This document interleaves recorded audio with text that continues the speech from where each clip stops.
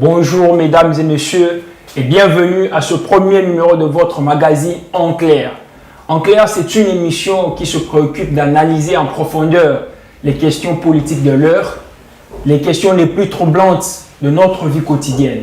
Alors aujourd'hui, je reçois pour vous le tout premier invité de ce numéro, c'est Monsieur Jean-Paul Kiala. Monsieur Jean-Paul Kiala, bonjour. Bonjour monsieur le journaliste. Monsieur Jean-Paul Kiala est un activiste des droits de l'homme, fondateur de l'ASBEL pour un Congo meilleur. Il milite pour le patriotisme et la bonne gouvernance au sommet de l'État et dans tous les rouages de l'État. Je le reçois aujourd'hui pour réagir à la nomination du Premier ministre. Vous le savez bien, le président de la République vient de nommer Samalou Kondé Premier ministre pour la deuxième partie décisive de son mandat. Comment avez-vous accueilli cette nomination du Premier ministre?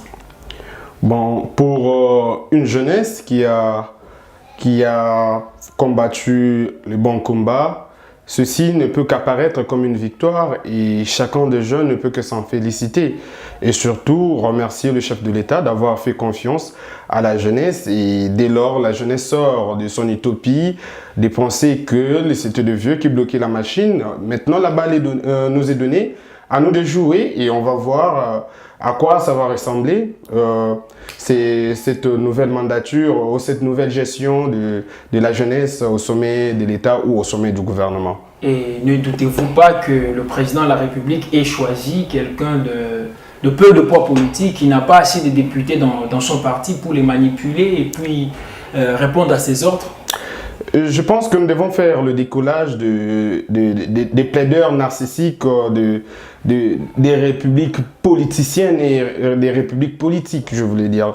Cela revient à dire quoi? Voir toutes choses dans leur clivage politique et penser que le président de la République l'aurait fait pour servir ses intérêts. Tenez, monsieur le journaliste, il se fait que depuis 1960, nous sommes dans une coutume constitutionnelle où le Premier ministre n'est jamais constitutionnellement nommé. Au terme de l'article 78 actuel de notre Constitution qui dispose que le Premier ministre doit être issu du clivage majoritaire, je voulais dire, dans le Parlement ou au Panthéon de la démocratie, mais aucun ministre, jusque-là, aucun Premier ministre n'a été constitutionnellement nommé. Donc, les cas, Samalou Kondé n'est pas paradoxal, ou il ne vient pas violer la Constitution ou semer les troubles dans l'ordre juridique interne. Voilà, vous le savez bien. Actuellement, les nominations au sein du gouvernement, voire le ticket proposé par l'Union sacrée au Sénat, est fondamentalement axé sur la géopolitique. Les postes sont plutôt répartis en fonction des provinces. Est-ce que vous ne voyez pas là la montée du sentiment régionaliste?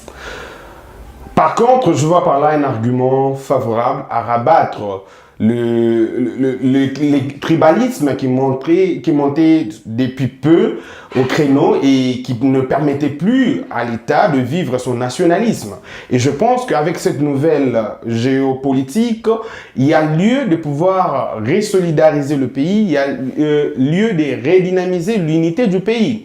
Alors, si le président de la République pense que pour cela, pour arriver à consolider l'unité du pays, il lui faut un régionalisme modéré ou assis sur des principes qui puissent permettre à tout le monde d'intervenir. Et ben, je pense que une telle initiative n'est qu'à applaudir, monsieur voilà. le journaliste.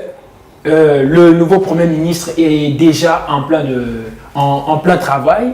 Il va se lancer dès maintenant à travailler. Et il a même annoncé que le 22 prochain, il va axer ses démarches sur les consultations en vue de la formation d'un nouveau gouvernement. Qu'attendez-vous explicitement de ce gouvernement? Quelles sont vos attentes dans l'amélioration des conditions de vie, dans l'amélioration des nouveaux leaderships, dans l'amélioration d'une nouvelle manière de gouvernance au sommet de l'État?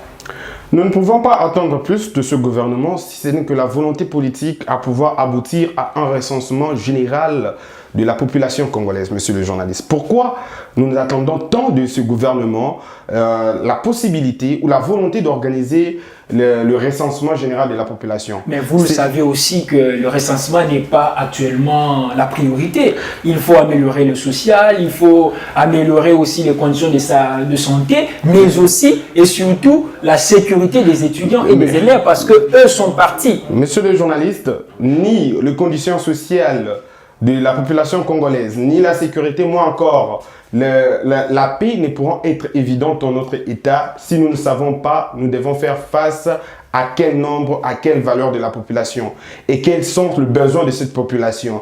Si nous continuons à estimer que nous avons une telle population, nous allons beau chanter, nos décisions ne pourront qu'être éphémères et ne pourront pas consolider ou ne pourront pas aboutir efficacement. Bon, concrètement, oui. Concrètement, que doit faire le nouveau Premier ministre pour ramener de l'espoir au peuple congolais? Monsieur le nouveau Premier ministre plutôt a pour tâche majeure d'identifier d'abord les taux exacts de la population congolaise.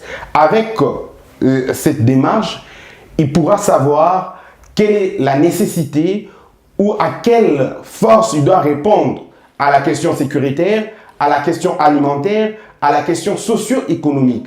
Tant qu'il ne sait pas quelle est la densité de la population congolaise, il est là. Très certainement, il va préparer les prochaines élections. Mais ça sera encore des élections teintées d'irrégularité. Ça sera des élections qui vont aboutir à plusieurs contestations parce que la fraude électorale sera encore là. Avec la question du recensement, il prépare des élections paisibles, je voulais dire, des élections transparentes et crédibles. Parce que aucune contestation pourra être fondée sur des chimères et, je dirais, des ambitions personnelles. Voilà. On l'a bien dit, politiques. Il faut nécessairement le recensement. Et sur quoi devra s'appuyer le Premier ministre après avoir identifié le nombre exact des Congolais? Après avoir identifié le nombre exact des populations congolaises, le Premier ministre sera à mesure de savoir qu'à l'est du pays, je perds, par exemple, une valeur de 1800 personnes par jour. Ceci est grave pour ma population qui est estimée à autant. D'où la priorité aux questions sécuritaires. Comment gérer la zone? Comment maîtriser le mouvement rebelle qui interagissent dans une zone habitée par tel nombre d'habitants? Mais quand on ne connaît pas ça, monsieur le journaliste, comment voulez-vous que nous puissions engager toute une armée dans le flou, la jeter dans une brousse, dans une mer dans laquelle elle n'a pas de boussole? Si le Premier ministre connaît exactement le nombre de sa population, il peut définir le plan alimentaire, les actions alimentaires à mener face aux besoins, à la famine qui bat dans son pays. Excusez-moi, monsieur le journaliste, de nos jours, l'ONU nous identifie comme le deuxième pays malnutri au monde, après le Yémen, avec plus de 7 millions plutôt, de malnutris, dont la plupart des cas sont des enfants. Monsieur le journaliste, comment voulez-vous que nous puissions penser l'évolution, le développement d'un tel pays si nous nous fondons pas sur les bases réelles? On vous a très bien compris et maintenant, vous êtes vous aussi activiste au sein de la société civile. Dites-nous concrètement, aujourd'hui, à quoi peut s'attendre la jeunesse et les femmes, puisqu'on a beaucoup scandé, la parité est devenue comme un refrain mélodieux sur les lèvres de chacun, sans pour autant se concrétiser. Comment percevez-vous la jeunesse et les femmes au sein de ce nouveau gouvernement, au sein des nouveaux circuits qui se dessinent dans notre scène politique?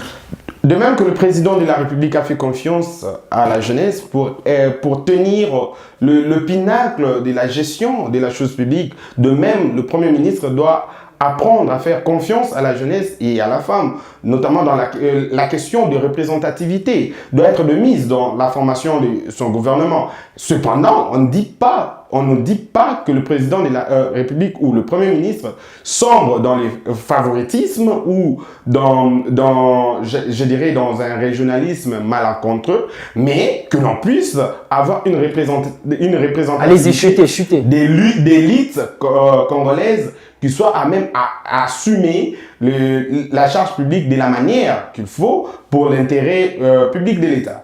Voilà, vous l'avez très bien compris, mesdames et messieurs, que nous sommes à la fin de notre émission En Clair.